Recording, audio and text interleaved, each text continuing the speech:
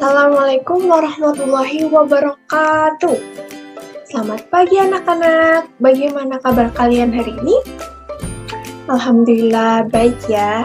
Nah, sebelum memulai pembelajaran pada hari ini, mari kita berdoa terlebih dahulu. Berdoa dimulai.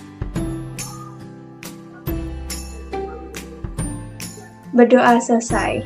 Nah, hari ini kita akan belajar tema 3, peduli terhadap lingkungan, dan subtema 1, hewan dan tumbuhan yang ada di sekitar lingkunganku. Pertemuan 1, nah adapun muatan materinya itu nanti ada IPA dan ada IPS. Nah, sebelum memulai materi, Ibu akan menyampaikan indikator materi yang akan kita capai pada pembelajaran hari ini. Untuk muatan IPS, itu menganalisis karakteristik ruang dan pemanfaatan sumber daya alam yang ada di lingkungan sekitar. Yang kedua, membuat laporan pengamatan mengenai pemanfaatan sumber daya alam bagi masyarakat di lingkungan sekitar. Nah, untuk IPA, menganalisis pentingnya upaya keseimbangan dan pelestarian sumber daya alam di lingkungan sekitar. Yang kedua yaitu membuat laporan pengamatan mengenai upaya pelestarian sumber daya alam yang dilakukan masyarakat di lingkungan sekitar. Nah, adapun tujuan pembelajarannya itu, siswa mampu menganalisis pentingnya upaya keseimbangan dan pelestarian sumber daya alam di lingkungan sekitar dengan benar. Yang kedua, siswa mampu membuat laporan pengamatan mengenai upaya pelestarian sumber daya alam yang diinginkan masyarakat dan di lingkungan sekitar dengan benar. Untuk tujuan yang ketiga yaitu siswa mampu menganalisis karakteristik ruang dan pemanfaatan sumber daya alam yang ada di sekitar dengan benar. Untuk tujuan pembelajaran yang keempat, yaitu siswa mampu membuat laporan pengamatan mengenai pemanfaatan sumber daya alam bagi masyarakat di lingkungan sekitar dengan benar. Nah, sebelum memulai materi, apakah kalian masih bersemangat? Nah, untuk mengikuti pembelajaran hari ini itu, kalian harus senantiasa bersemangat ya dan fokus dalam mendengarkan materi yang akan Ibu sampaikan nanti. Karena apa? Karena insya Allah untuk materi yang Ibu sampaikan nanti itu akan berguna untuk kehidupan kalian di masa yang akan datang. Jadi kalian harus bersemangat dan fokus dalam mengikuti pembelajaran.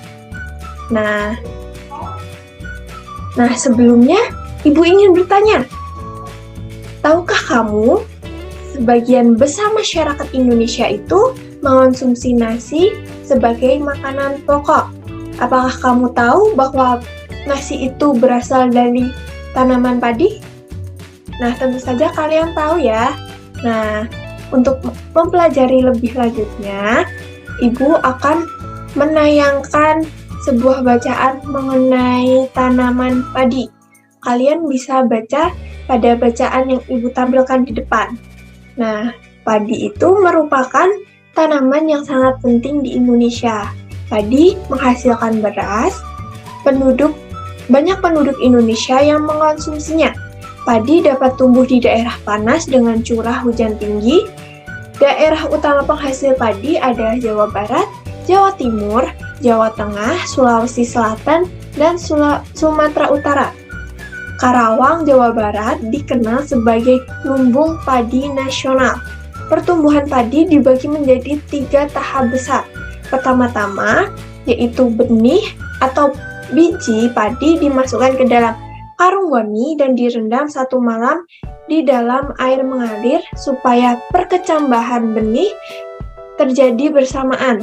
Selanjutnya, benih-benih ini ditanam di lahan sementara. Bibit-bibit yang telah siap dipindah tanamkan ke sawah. Biji atau benih tadi akan tumbuh berkecambah hingga muncul ke permukaan. Bakal akar dan tunas menonjol keluar, lalu batangnya memanjang. Petani juga mengairi, memberi pestisida dan pupuk pada tanaman ini. Selanjutnya, tanaman padi berbunga hingga gabah matang, berkembang penuh, keras, dan berwarna kuning. Gabah adalah bulir padi yang terbungkus dalam sekam atau kulit padi. Nah, gabah ini nantinya yang akan dijadikan benih lagi. Tahap pertumbuhan padi berlangsung antara 110 hari hingga 130 hari.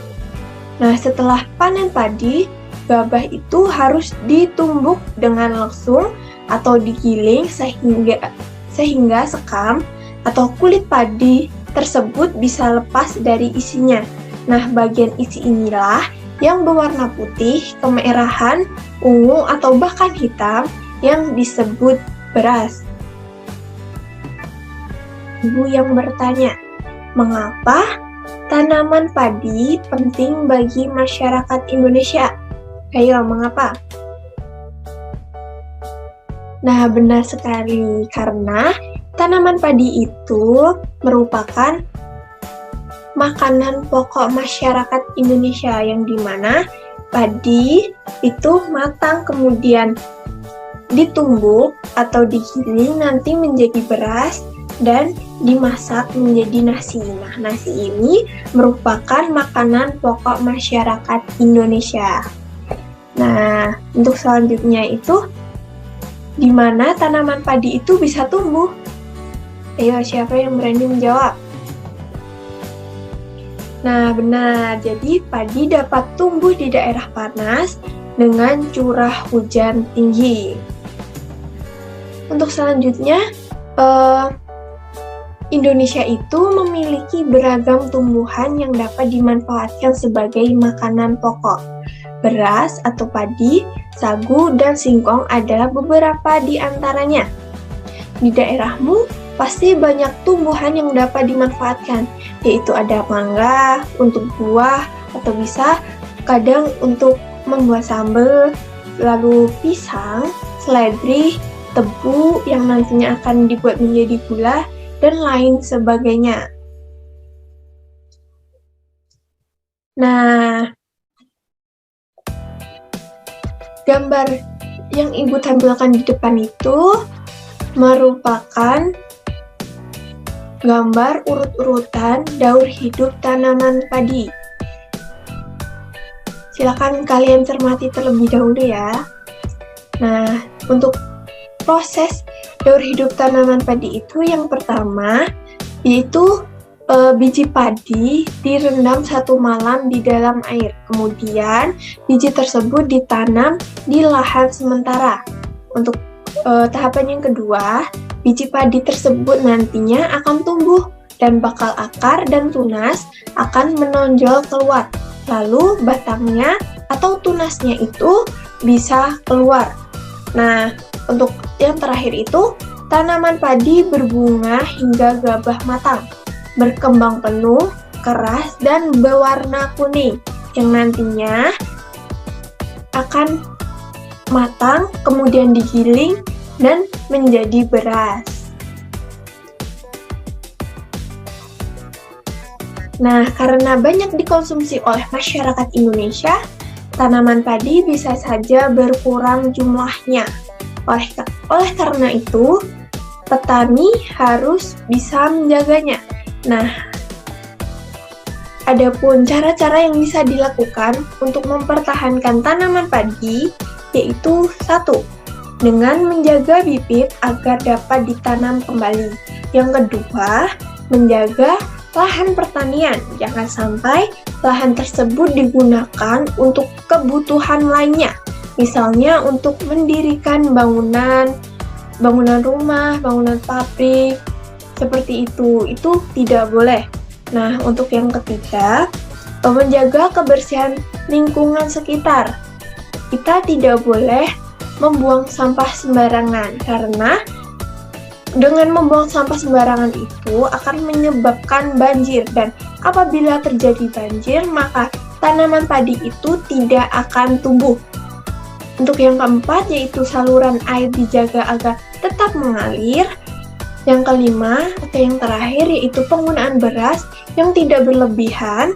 Jumlah penduduk yang meningkat akan meningkatkan kebutuhan yang besar terhadap padi. Penggunaan beras sesuai kebutuhan akan sangat membantu.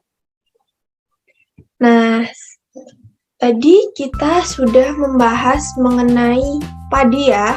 Jadi setelah kita membahas mengenai padi tadi, kalian jadi tahu mengapa padi itu penting bagi masyarakat Indonesia.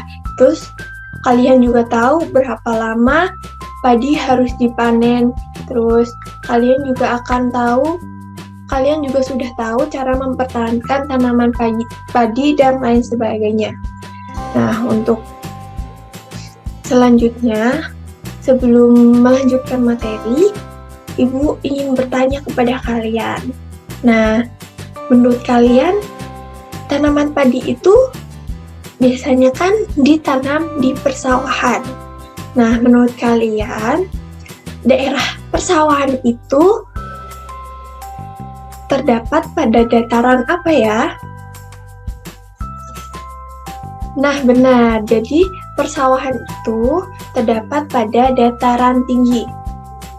Nah, untuk selanjutnya, kita akan membahas mengenai karakteristik ruang. Coba kalian amati 3 gambar di depan. Nah, gambar tersebut itu, yang paling kiri itu ada gambar pantai.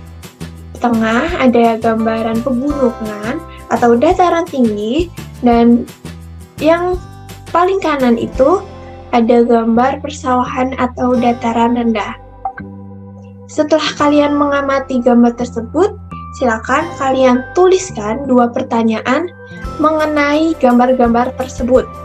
Nah, lalu untuk 2 pertanyaan itu silakan